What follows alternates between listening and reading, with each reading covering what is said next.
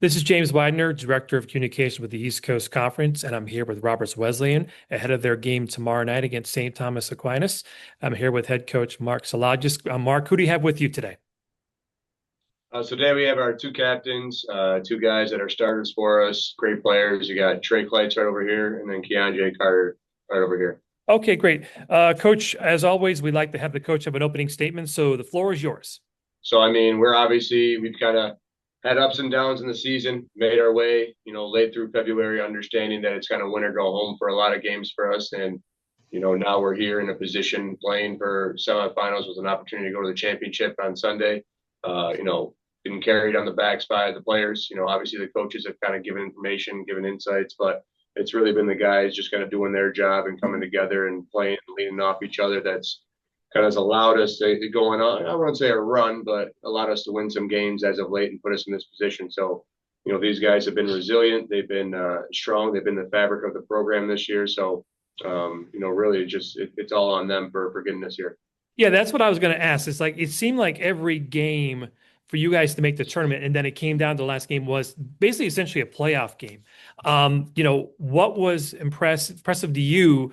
Obviously making that run to get in the postseason because it did come down to the last day. Yeah, I mean, it's basically the competitive stamina. Obviously we recruit guys that have some competitive spirit in them, right? You look at the season early on, and a lot of people on the outside were just kind of looking at it as a throwaway, not knowing the inner workings of where we're at and who we have and what's going on. And so for these guys to just kind of have that competitive stamina, that mental fortitude to just continue to stick with what we're talking about. Obviously, we're making adjustments of what works, what doesn't work with our group, but just again working with each other, working with the coaches, keep believing in what we're preaching, what we're saying, just so that things could kind of start to fall into place. And sometimes games come down to the bounce of a ball one way or the other way, or a guy making a play here or there. And our guys have just been making more and more of those plays as the season has gone on, and so that's translated into more success. These are for the student athletes. Your game Wednesday night with Staten Island. Staten Island tried to land the knockout punch right away, and you watch the game, and it was like I equivalent the game to a heavyweight fight. I mean, they came out swinging and knocked you back, but you guys were able to be resilient. And again, either for one of the student athletes, tell me, when that first five, you get to that first media timeout or the second media timeout, and you're down. What did you guys say to each other to just say, "Hey, we can do this. We can still be in it." I would say, based off the past games this year, we've been in a lot of games where we had slow starts. And like you said, that team has given us a punch. So it's nothing new for us that we know how we need to respond, punch back, but also know there's highs and lows to a game and to stay level headed. Okay, and for you, the other student athlete, obviously, you guys just fought back and fought back and fought back. At what point during that game on Wednesday against CSI did you kind of think like, "Hey, we can do this. We can win this game"? Yeah, I mean, there were different moments throughout the game for sure where we kind of felt like that juice kind of coming back. But I would say that late in that second half, when some of those guys that came off the bench started hitting those big shots, we made some big stops down the stretch, and I think we all kind of knew like, hey, we got a shot at this. They started to crumble a little bit, and we took advantage of that, and it was pretty easy from there. So.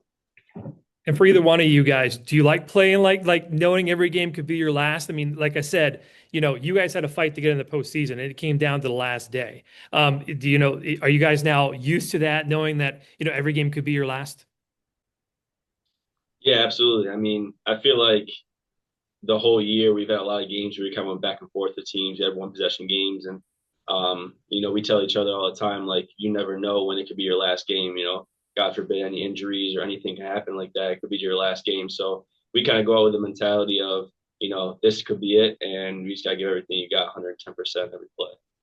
And Mark, I'll start with you guys. Obviously you're playing Stack, a very talented team, and it's tough to play the same team three times. You see them obviously just twice during the regular season, but now you're playing for them for the third time. What stands out about St. Thomas Aquinas, and what do you guys have to do to keep this run going when you play Stack?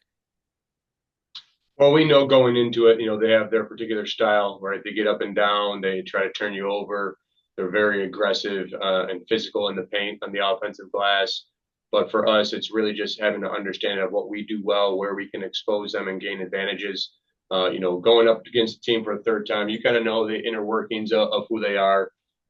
Guys at this level aren't going to gain crazy new skill sets within a month from the last time we played them. So we know what we're up against. We know who their go-to guys are, and we know for us what we got to do to kind of make the plays to stop their runs. Because as you look back and we watch the film on the first couple of games against them, and we watch our last few games that they've played, they're big on having their runs. Games will be close, and then they'll get you fatigued, or they'll just have a couple plays where you might lose focus, or a guy doesn't do what they're supposed to, and they take advantage of that. They're obviously well coached, but they're in a similar boat as we are, where a lot of their team is new, and so they've been in positions before in the playoffs, but a lot of their team wasn't there in the East Coast Conference last year. A couple guys for sure, but it's a new stage, so we know that the pressure's all on them.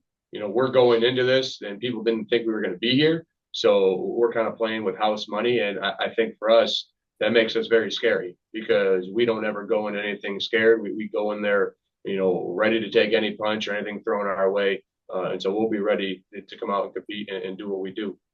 In my final question, I'll start with the student athletes, then go to you, Mark. What does it mean to play basketball in the East Coast Conference?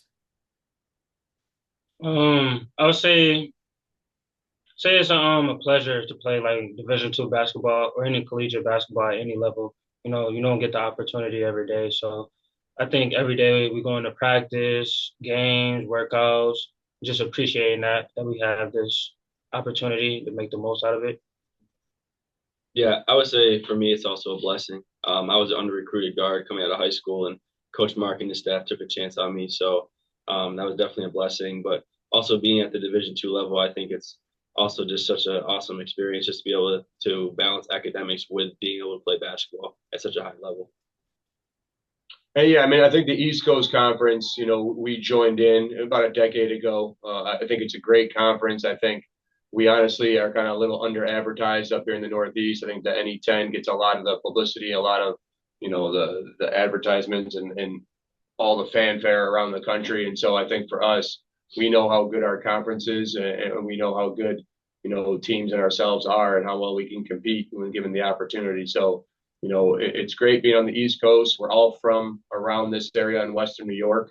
And so to be playing kind of in your home state and travel around New York City and all that, like Trey said, it's a blessing. It's something that not everybody gets an opportunity to do. And it's something that we're going to take advantage of while we're here. All right, gentlemen, thank you very much, and good luck against St. Thomas Aquinas. Thank you. Thank you.